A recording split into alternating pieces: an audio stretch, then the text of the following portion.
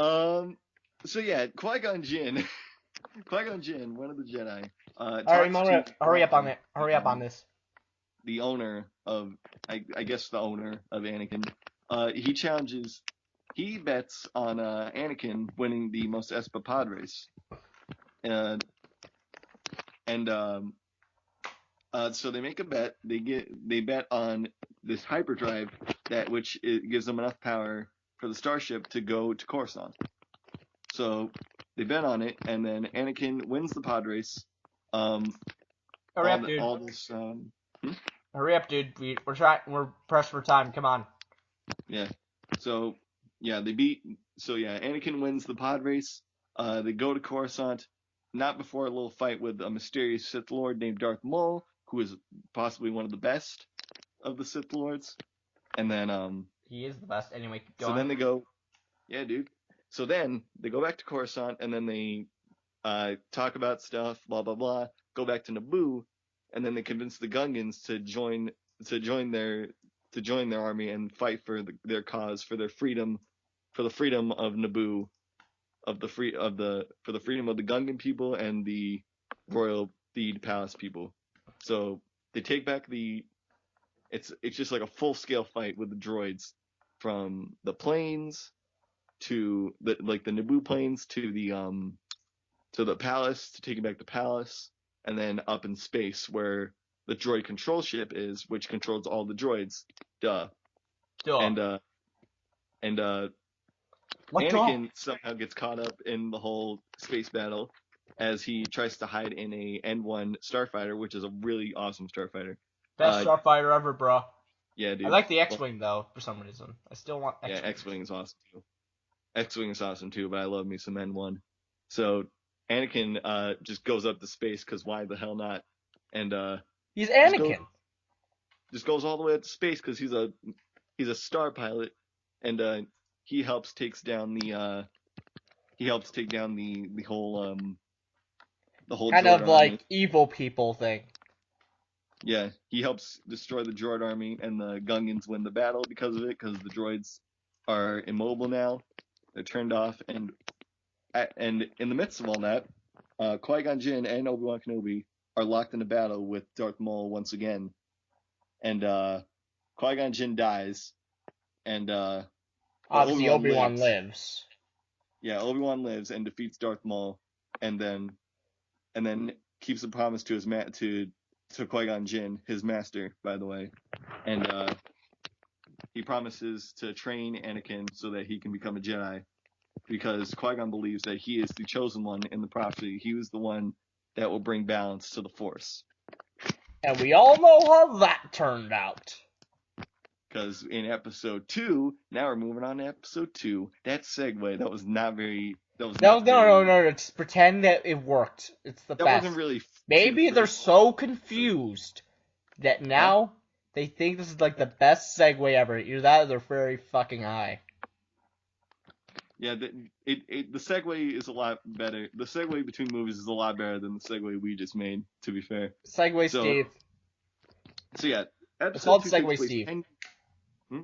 We're calling the segues now Segue Steve. Okay, so Segue Steve, take us to episode 2. Okay, so hyperspace! 10 years later, after episode 1. Wow, that was a really cool... Man, 1910 times were weird.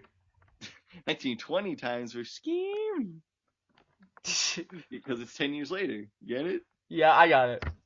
Alright, so 10 years later, after the events of episode 1, someone is apparently out to kill Senator Padme Amidala, who is the queen, who was the queen of Naboo, but now is a senator of Coruscant. So, yeah, someone's now out to get her. Because all that whole kind of democracy thing. Yeah, politics. Even exists in the Star Wars world. Yeah, because don't you love in your Star Wars movie when you want to talk about politics instead of lightsaber battles? Well, they do enough of those, too. Yeah, I know, but politics. Anyway, episode 2 has it starting out with Senator Amidala almost getting killed, and it's kind of like someone's out to get her, but we don't know who that is yet. So Obi-Wan Kenobi, who is now the master of young Padawan Anakin Skywalker, they meet up with Senator Amidala to, I guess we could just call it Padme because it's easier. They meet up with Padme, so that they can be their bodyguards and find out who this I guess paid assassin is. I'm just gonna use the term paid assassin. We all know who it is. Just say it. It could also be called a bounty hunter in the Star Wars world. But yeah. Okay. Anyway. So they go on. So yeah. They find out that that a bounty hunter named Zam Wessel, who is a changeling. It's a he and a she, but it's also a changeling. It's like a little like Star Wars creature. I don't know. Can you imagine if you just go to the bathroom, like have that thing go to the bathroom, like what door should it go in? A changing. It's like in Rock Bottom. Boys, girls, changelings. It's just a question mark. That's what the question mark is. So yeah, they go to Obi-Wan and Anakin chase her down through Coruscant in like a cool little speeder chase. And eventually they find her and disarm her at a club and then interrogate her before she dies. Before a mysterious bounty hunter poison darts her and into death.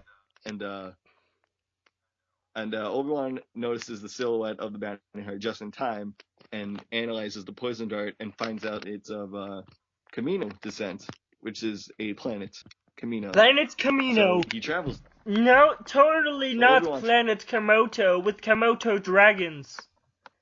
Can you imagine just Planet Komodo? Do you see if you have floating Komodos just like there? Yeah, Obi-Wan goes to Kamino to investigate, and that's where a clone army is being made for the Republic. Oh. And that is what's going to start the Clone Wars. That's what's going to help aid the Jedi in their fight against Trade Fair. Which, are kind of planted with that thing, that other order. Yeah. So talk about that later. So yeah, Obi-Wan finds out that Jango Fett lives here, the bounty hunter, who we mentioned. If Fett, if you haven't figured it out, it's Boba Fett. It's pretty much Boba Fett.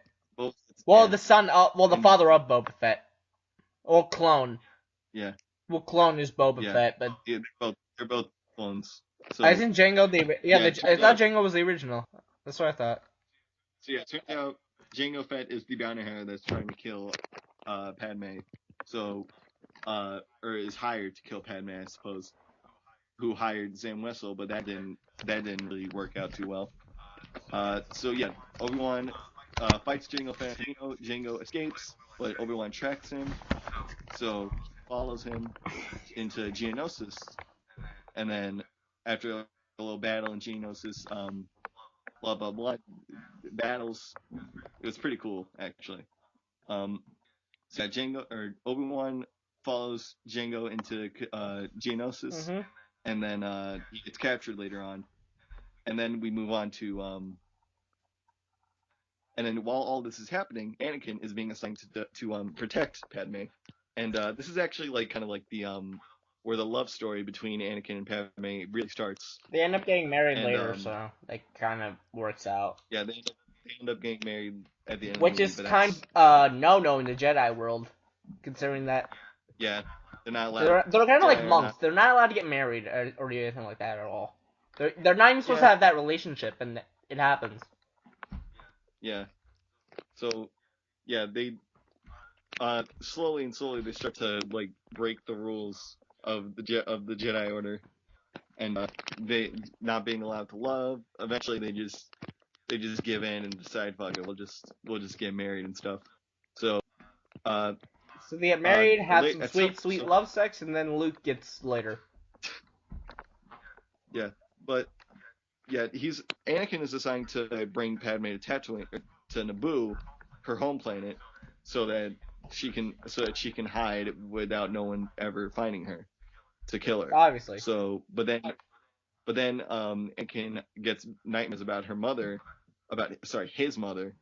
Um, Anakin gets nightmares about his mother dying because he left her behind when he had to leave Tatooine to become a Jedi, and she may or may not be dead. So he goes to Tatooine to find that out. Turns out she is dead, and the Tusken Raiders, the Sand People, have killed her. So Anakin kills all them too.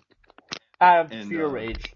Which kind of just show his sort of dark side kind of peeping out too. Yeah, it's kind of creeping in, seeping into Anakin's character. So, and then not long after that, they find out that Obi-Wan has been captured and on Geonosis, so they go to rescue him. They get captured too. But then a distress call is sent to the Jedi, and then the Jedi go into the arena where they are being captured and executed. So, and then a big battle sequence happens at that arena, which is pretty fucking awesome. Which then leads to, and then that leads to the first battle of the Clone Wars and the first victory of the Clone Wars, in which the clones and droids fight, while Obi-Wan and Anakin chase down the new Sith Lord, Count Dooku, who has hired Jango Fett, who dies in the arena battle. By the way. Oh, Dooku. I love doing the Clone Wars. So Count Dooku, I love doing the Clone Wars, but you're kind of here. Nah, man, Christopher Lee, all the way. Rest in peace, Christopher Lee. Like I respect I respect him. It's just like he was good. Like he was pretty good. Like don't get me wrong. It's just that like I felt like it could have been a bit better. I don't know why. I feel like they tell his story through his actions though. Yeah, I know. Like so yeah. Maybe we just gotta watch it again, but yeah. Yeah.